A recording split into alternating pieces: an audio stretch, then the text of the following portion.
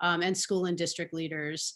My name is Barry Walsh. I am the editor of HGSE's Usable Knowledge publication, and I'm one of the producers of this webinar series, Education Now. We are going to be bi-weekly through September 2nd. With episodes that address different facets of the challenges of reopening. And you can watch all of the episodes later on YouTube and Facebook should you need to jump off. We are going to have honest and hopefully insightful conversations about how we are thinking about teaching, learning, leading, and indeed living in the time of coronavirus. You can submit your questions and join this conversation by using the Q&A button at the bottom of the Zoom screen. And you will also find closed caption access down there at the bottom of the Zoom screen. I am so happy to welcome to this conversation HGSE Professor Jal Mehta, hold on just one second, MIT Professor Justin Reich, and Boston Public Schools civics teacher Nima Avashia. Thanks so much to all of you for being here. I'll just tell you a little bit about our guest today. Jal Mehta's work focuses on how to create schools and systems that enable all students and adults to thrive, with a particular interest in the professionalization of teaching. His most recent book, co-authored with Sarah Fine, is In Search of Deeper Learning, The Quest to Remake the American High School. Great book. Justin Reich is an assistant professor at MIT and the director of MIT's Teaching Systems Lab, which looks at the complex technology-rich classrooms of the future and the systems we need to help educators thrive in those settings. He is the author of the forthcoming book, Failure to Disrupt: Why Technology Alone Can't Transform Education. He also hosts the Teach Lab podcast, and he is a doctoral alum from HGSE. So we're glad to have Justin back with us. And Nima Avashia, so glad to have you with us. She's been a civics teacher in the Boston Public Schools since 2003, and she was recognized citywide as Educator of the Year in 2013. One of her key topics is the importance of empowering students to express themselves. And she's illustrated the power of bringing real world challenges into the classroom when she and her students actually rallied the community to challenge the closing of their school, McCormick Middle in Dorchester, and they won. Nima is a contributor to WBUR's Cognoscenti, and she also writes and performs for the Moth Story Slam. You guys, thank you, all of you, for being here today. Absolutely. Glad to join. Thanks for having us. Very cool. All right, so we're talking about what makes a vibrant, rich, and active learning experience during this pandemic, during the restrictions that we're all living under. And I want to start, Jal, with a question for you, which is something that has come up in one of the recent reports that you guys co-authored, which reports, by the way, that you can read on our website, on our Education Now website. And maybe Pete, you could put that into the chat so everybody can see that. So that issue is the issue of uncertainty. You have said that really the most defining characteristic of the new school year is uncertainty. I'd love for you to say more about that and to talk specifically about how we can grapple with that and actually like sort of fight against it. Sure. Thanks, Barry. The way that schools, especially at the district level, usually try to do things is to develop like an 8-point plan with a lot of subpoints that need to be implemented over the course of the year. And I think it's pretty obvious that that's just sort of not the right way to think about the year that's upcoming. There's going to be, variance in the rates of COVID across the year. There's variance across students in the degree to which they have internet connectivity. People's family members may get sick or not. There's just a lot of complexity out there. And so what organizational theorists would say is in that situation, you want to create organizations which create a lot of opportunities for adaptation close to the ground. So you want to be kind of clear on your mission and the direction you're trying to go. And then you want to think, you want to let teachers try to figure out kind of what is working for them and their students. And then you want ways to sort of communicate what's going well across classrooms. So for example, one district we're working with, Jefferson County, Colorado, in the spring, they moved to having school 4 days a week. And on Mondays, the teachers collaborated with each other. And so if you were a middle school science teacher on Monday, you could talk with other middle school science teachers across the district about what had gone well or not gone well the previous week and kind of make adaptations on the fly. So I think that it's both a way of doing an organization, and it's also kind of a mindset that we want to embrace going into this year. Yeah, I think that is so key. It's really it's that embracing that mindset almost across every aspect of life.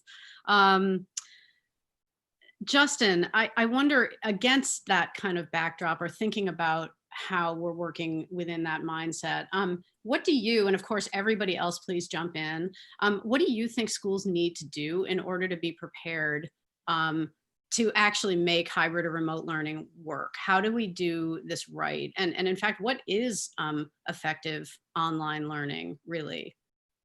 So one answer to that question just has to do with the process based on what Jal just said. If you believe that you're going to need lots of different people in the system making local adaptations to make things work, if you believe that the central office can't just dictate a plan and have everyone follow it in kindergarten classrooms and 7th grade earth science classrooms and 11th grade poetry classrooms, then you have to find ways of getting buy-in to a couple of key core ideas and principles, or a couple of shared design elements across the system, what Jal and I call tentpole ideas, sort of ideas big enough that they can be communicated and lots of other things can fall into them, which means that you've got to bring lots of different stakeholders in the system into the process of designing next year. There is exactly one generation of students who have gone to public schools or private schools or charter schools during a pandemic. And that's the students who are in our classrooms this spring and are coming back this fall. We have to find ways of being able to really closely listen to them, ask them what worked, ask them what didn't work. We need to bring in all kinds of different stakeholders, from teachers and family members and school leaders, and bring them into sort of a joint process. I mean, that's what Jal and I and Nima and I have been working on for the last couple of months, is to prototype a series of kind of design sessions that you can do within your school community to be able to have people have these conversations and start getting some alignment on what we value, what the biggest challenges we see are, and what kind of specific sorts of design elements will work. And how they'll work differently in places that are gonna, maybe with younger students, try to go back fully online, with older students, maybe be fully remote, and then with some group of students be doing a bit of both and hybrid.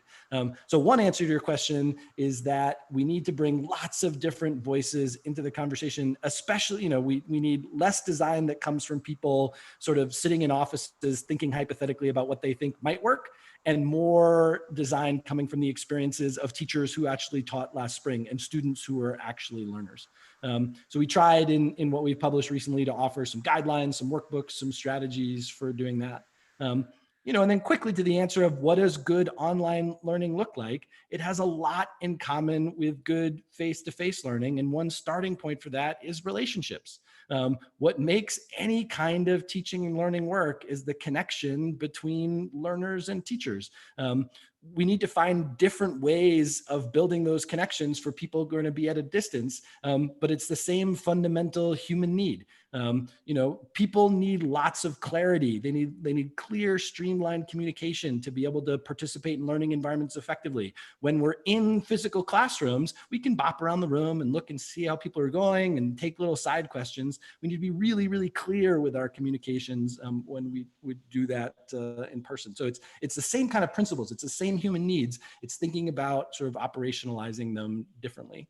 I love that. I want to pause here for a second. I'm going to ask Nima in a second to talk more about bringing the student voices into that, but I'd love to hear from Nima and Jal, whether you have anything to add to what Justin just said about what, effective online teaching and learning looks like. This notion of, it draws upon the same principles in many ways as regular effective teaching and learning.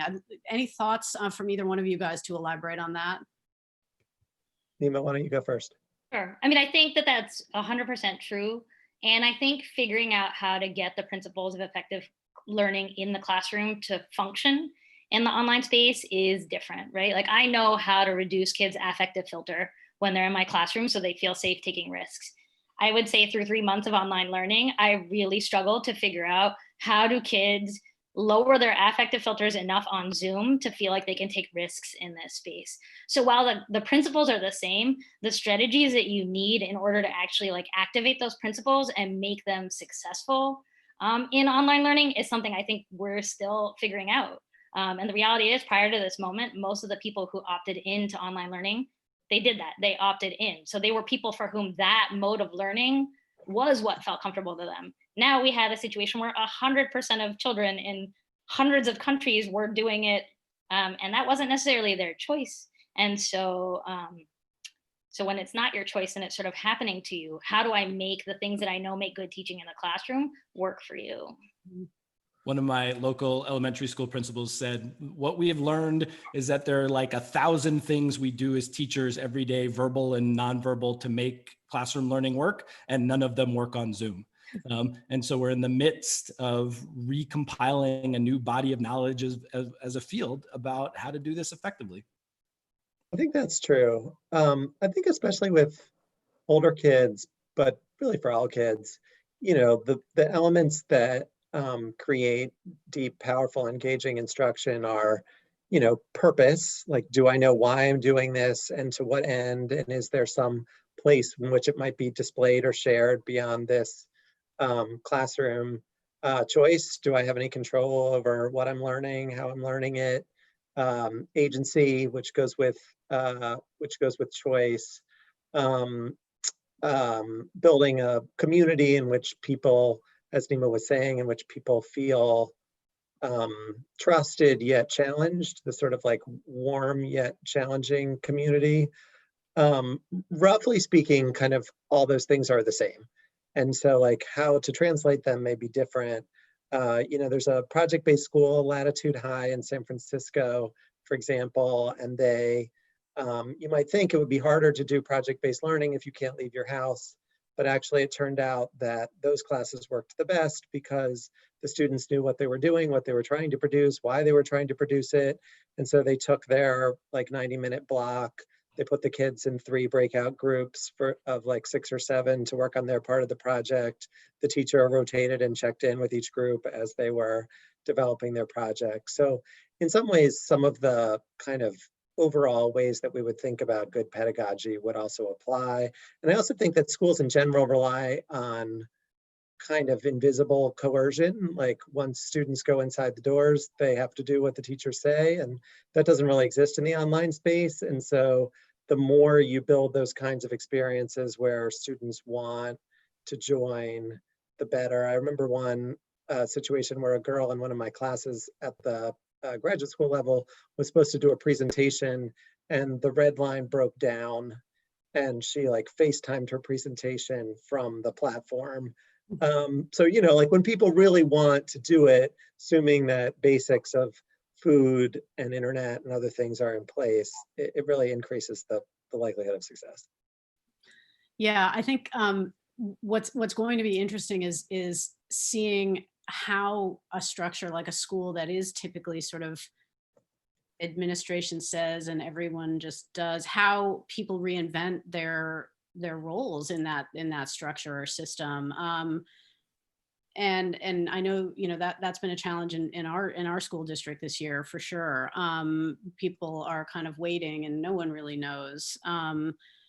Nima, you have thought a lot about kind of the voices of young people, and you've actually like empowered kids to students in your own school to make a really significant change. What do you think kids have to say about all of this? And I'll just tell you that I have a 7th grader, and he found this spring to be really, he got the sense that it was all kind of busy work. But there was one day, I was telling Jal and Justin, there was one day where I asked him, what do you think school could look like if we had to maintain social distance and if we still had a pandemic? And he lit up and he had a lot of great ideas. And so I sort of wanted to see schools offering forums that would include students' ideas. I wonder if you have any thoughts about, have we asked students and what can we learn from them? Well, so we did that actually. Justin and I did that with a group of my 8th graders, and I think it was the best conversation about September that I have been in thus far. Because the really powerful thing about young people is they aren't bogged down in like, what's the budget saying, and what's the president saying, and what's DESE saying. Young people are going to talk about what they value, and really that's what we should all be talking about. Like, yes, there's tons of uncertainty, but like in times of uncertainty, you need to really lean into your values. Values are what you help you to get through uncertainty. And I feel like we're kind of having like a valueless conversation in some ways at the national level, or that the values are not necessarily ones, I guess, that I share, but kids are very clear about what they value in school, right? And one of the big things they talked about was how hard it was for them to lose the social elements of schooling. That yes, there's all of the learning, but there's also so much time during the day that is just for interacting with your peers. And that during this moment of school closure, a lot of kids' schedules got inverted. Kids were staying up really late, they were waking up really late, they were doing their work at different times. So even peer-to-peer conversation and interaction really went down. And that significantly contributed, I think, to kids' isolation.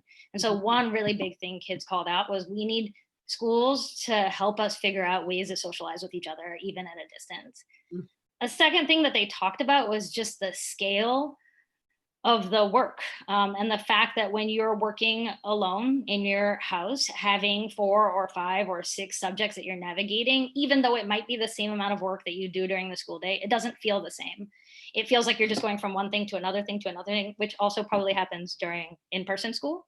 But I think a lot of kids talked about, like, is there a way to reduce, like maybe we take one class and if we take it for 4 hours a day for a month, but that is that class and we're focusing on those ideas. And this goes to what Jill was talking about. We can really engage in a project-based learning process, but we're really honing in on an area of learning and a content. And we have a relationship with one teacher that we're navigating during that time, instead of getting communication from multiple adults and assignments from multiple adults, where if you get overwhelmed, and then you log into your Google Classroom and what you see is like missing in all these subjects. Like, we have just basically created a situation where we're disengaging kids from learning because the hole feels so big that you can't get out of it. And so how do we really think more about how we give kids more opportunities to restart over the course of the year, more opportunities to re-engage, and more opportunities to get deep into content and have strong relationships with fewer people. And I would say the inverse of that is also to think about adults, which is that I taught 80 kids this spring, and I don't think that works. Mm. I think in-person school, like, I've learned how to make that work. In the context of online learning, I think trying to manage the personalization needed to support students with learning means we have to think about scale differently. And I think kids are asking for that. And I also think adults are asking for us to be more creative in how we think about how we use adults. That's really interesting. And that is such great stuff. I think that segues a bit into, there's so many other things I want to get to. I definitely want to hear your guys' great ideas, biggest and best tentpole ideas for next year. But I want to segue into the question of equity. I know that equity is a value that has arisen in your conversations with stakeholders. And I'm wondering how, in addition to sort of making kids feel included, as Nima was just saying, how does that relate to equity, or how can learning technologies or online experiences do a better job of ensuring that learning is equitable? Thoughts from anyone on that? Well, I think one of the biggest challenges we have in coming up in the year ahead is I feel like I want to sort of say one thing to educators and another thing to citizens. And of course, lots of us are both educators and citizens. So to educators, you want to say something like, you should make your planning decisions through the lens of the least well-served students in your community. That, too often schools have a kind of sink or swim. Look, we open the building, you come here, you learn, you don't learn. Either way is fine with me. And I don't think that's appropriate in any circumstance, but it's incredibly appropriate with a surging pandemic and the fact that we cannot provide all students with an equitable learning environment, with equitable technology access and all of those kinds of things. And there are choices that we make, but they come back to what Nima said before, which is we ask the students not the ones who raise their hand first in class, not the ones who are the student council presidents, but we ask students who are hard to reach what's working for them, and we build and design around that. And there's no like single set of answers that works for that, because should we come back to school? If we can only come 2 days a week, should we come on Monday, Wednesday, or should we come on Monday, Tuesday, and then Thursday, Friday? And probably either of them can work if we can listen to people and as a community get behind one of those together. And then you sort of have to like turn your educator hat off and as citizens say, we cannot successfully do this. We have not invested sufficiently in the educational infrastructure in this country to provide all kids with what they need, our most vulnerable kids with what they need to successfully learn. All of our options have real issues with equity related to them, and we need a massive surge of federal funding to be able to address this, and citizens should be outraged. We should be outraged that our government is not providing that, and we should be demanding that. But you can't, we also don't want educators to be overwhelmed by the task ahead. We want to do what, teachers in the Boston Public Schools and lots of other places do every day of the year, which is like, okay, we don't exactly have all the resources, what we need, but we have each other and we have our communities, and how are we going to pull together and make this work as best as possible? One thing I would say is, we have data now, right? So we have 3 months of data that tells us who are the students for whom online learning worked well, for whom it worked moderately well, for whom it worked once in a while, and for whom it did not work at all. We're not operating blind. And so I really think it's important that districts and individual schools like really look at their students and say, all right, who did this not work for at all? And how are those the young people that we prioritize and how we plan for September? And does that mean that I take my folding chair and like go sit outside of a student's house and like really interview them and really try to understand, and do that for 10% of the students on that list to try to build a vision from there? Like, that's possible. But we shouldn't be pretending like we don't know, because we do know. Like, I have my spreadsheet. I think probably every teacher in America has their green, red, and yellow spreadsheet of like what learning looked like. And we need to be using that information. And again, like, I don't feel like we've gotten to that grain size in the conversations yet. The guidance that I'm seeing and the things that I'm seeing feel like they're one size fits all. And this doesn't feel to me like a one size fits all situation. Yeah. So 2 thoughts that build directly on what Justin and Nima said. The first one is my colleague, Shane Safier, talks about sort of street data, by which he means talking to kids as opposed to satellite data, like test scores, graduation rates, attendance rates, etc. And she argues we're sort of like over-focused on the satellite data and short on the street data. And I've definitely worked with teachers who just like, if you made concentric circles of what Nima just said of her green, yellow, and red, and like the green are the students where things are going well, and the yellow are things where it's going okay, and the red is where it's really not going so well. If you just take one student in the red circle and you have a real conversation with them, and you try to understand what's working and what's not working and what you could change, as you sort of demonstrate to yourself that you can in fact do something for the student in the red circle, that then like reverberates for what you might be able to do with other students. So a lot of teachers have had success just by making it smaller and then taking it back out. One other idea that if we're in a sort of hybrid situation this year where kids are coming to school some of the time and not all the students are in school because of social distancing regulations, one possibility is that students who really need to be in the building to thrive come. And there are some students who were quite, they have decent internet connections. Maybe they don't like the social drama of everything that's happening in school and it's getting in the way of, their learning. And so, there's the Abbotsford School District in British Columbia. They came back in the last few weeks of the year, and they started by bringing their sort of like neediest, most vulnerable students back first, because those were the students they thought really needed the building time. So we have some flexibility if we want to draw on it. Interesting. Thanks, you guys. Such good stuff. I want to put another question to you from the audience. We're hearing from people who want to talk about parents as a stakeholder and the partnership between parents and teachers when it comes to virtual learning. We all know, what a lift it has been.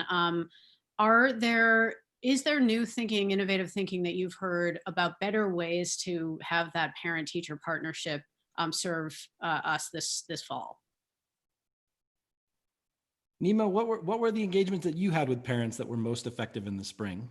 I'm not sure it's new or innovative, but I feel like really, I think deep and meaningful conversations with parents are the bread and butter of teaching and learning all the time. And during this, it was even more the case. I feel like my relationships with families really shifted, and became a lot more vulnerable on both of our parts, and a lot more like, I don't know what I'm doing, and no one knows what they're doing. We're just going to try some things together, and let's try to have a three-way phone conversation with you and your child and me, or I'm going to swing by and drop off this bag of groceries, and we're gonna try things, because I think we all are in the same place. This is deeply hierarchy destroying, if you ask me, this moment.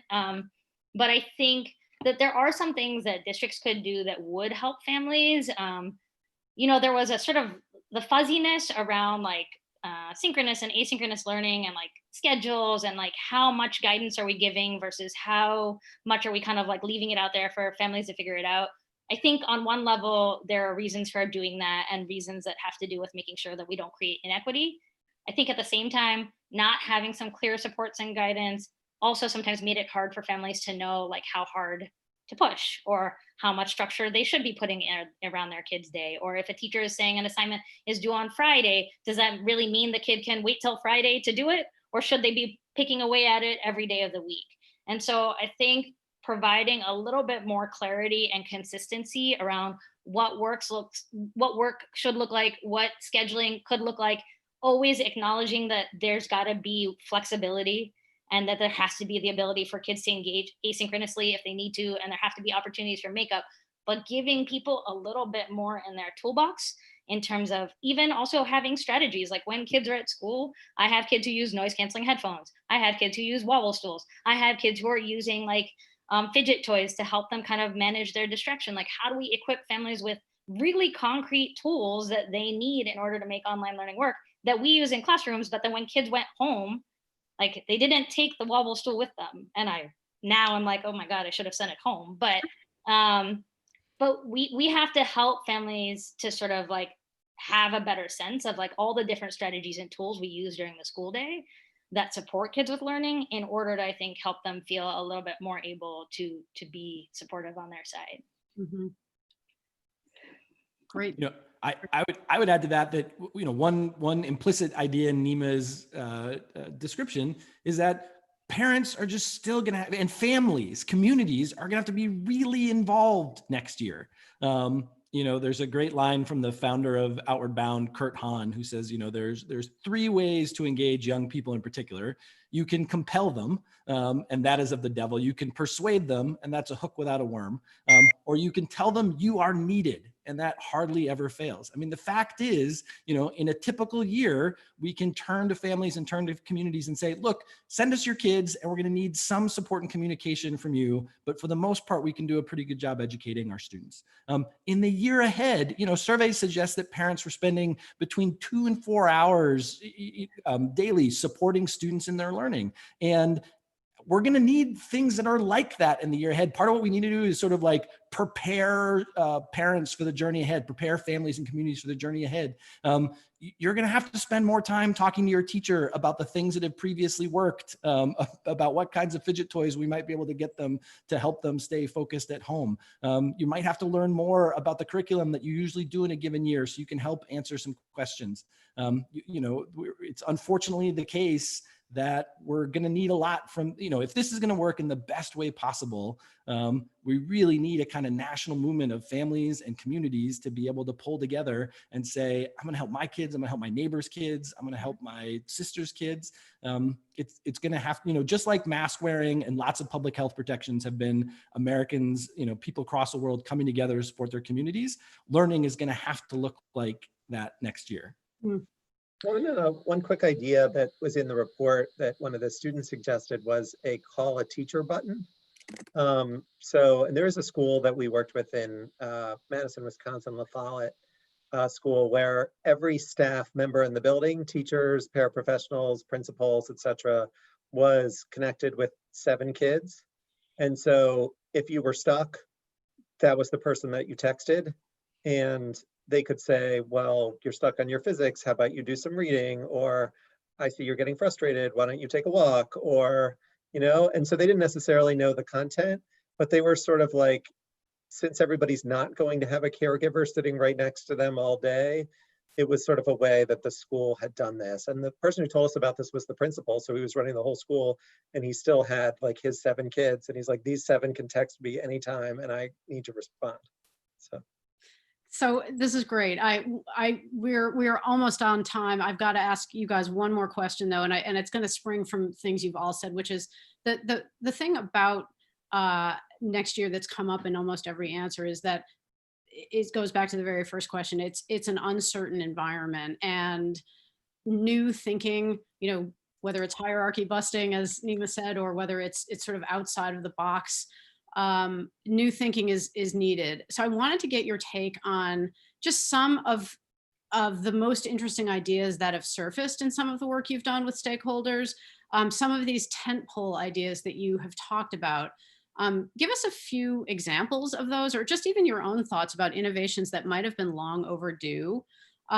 We're getting questions about the skills that teachers might need or administrators might need. So if there's a way to think about a tentpole idea and think about what is that skill? Is it nimbleness, flexibility? What is the skill we should be building to try to execute some of these cool ideas? And that's going to be our last question. So just give me top of the head answers. And I'm going to start with Justin. So I think one approach might be borrowing more ideas from competency-based learning or mastery learning. And the core of that is that educators need to define really clearly what it looks like when students are able to demonstrate they're developing mastery in a domain.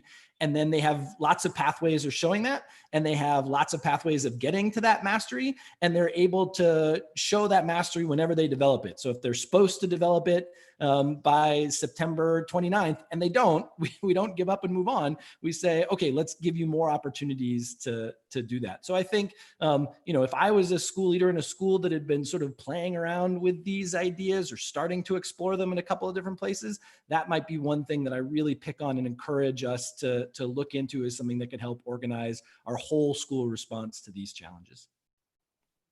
Excellent. I'll go so that Nima gets the last word. One of my favorite ideas from the report came from someone who said that we should Marie Kondo the curriculum. And we wrote a little piece about this on the Shanker Institute blog as well. But sort of the core idea is there's going to be a temptation to try to squeeze all the things that weren't learned in the last 3 months of last year into next year. And I think we really want to resist that temptation. The curriculum is already full as it is. If you tried to put another 3 months worth of stuff, combined with the fact that the kids have been out, they haven't seen their friends, teachers, schools, etc. And so Marie Kondo, the curriculum, following the Japanese cleaning expert, would say, try to identify what the most important skills, competencies, and knowledge you want for students for this upcoming year, and clear out enough space to build relationships, attend to kids' social emotional development, go deep on those topics and skills. That sounds a lot better than coming back and trying to do double blocks of everything that was missed, because among other things, like the teachers are just going to, like, everybody's subjects were missed. So if you double blocked reading and math, like what about Spanish and history and all the rest of it? So so that's one specific idea, which I would think is a good idea in general, and I think is a particularly good idea right now. Excellent. Nima? I think that the most important skill for all of us is really doubling down on our ability to build relationships, and really listening with empathy, and really thinking about how we shift practice to meet and like the needs of our most vulnerable learners. I think that is the place to build, because those are the students who we haven't been succeeding with in many cases, even prior to the pandemic. And so really taking the time to ask questions and listen and think about what those young people need in order to succeed and thrive in learning, whether it's in person or online, is the place that's going to have the biggest impact now and moving forward. Fantastic. You guys just are enlightening to listen to, and I think we could talk for, for another, well, we could talk for a week and still have more things to say. I want to thank you for being with us today. I want to thank our audience members for tuning in and really, as always, such thoughtful questions. We will keep taking questions on Facebook. And everything that you ask us in these webinars, we look through and we try to think about how we can address those questions in content that we produce for usable knowledge and for HGSE's other publications. So we thank you for that. Please check out the Education Now homepage, which is hgse.me/ednow. Where you can find a link to this recording and to a recording of this conversation, and also to the reports that this team has contributed to. You'll find links there. You'll see some key takeaways here on the screen. So many things that came up in the conversation, but making planning decisions through the lens of the most disadvantaged population is a motif that I think we touched on a few times. Consider hosting stakeholder design meetings, really listening to the people who know. The idea that this current generation of students and teachers are now experts in more than anyone else about how this experience is going to play out. And then trying to avoid squeezing in all the things that weren't covered last year. Think about your Marie Kondo and what sparks joy, tentpole ideas. Everybody, thanks for joining us, and we will see you next time on Education Now. Cheers.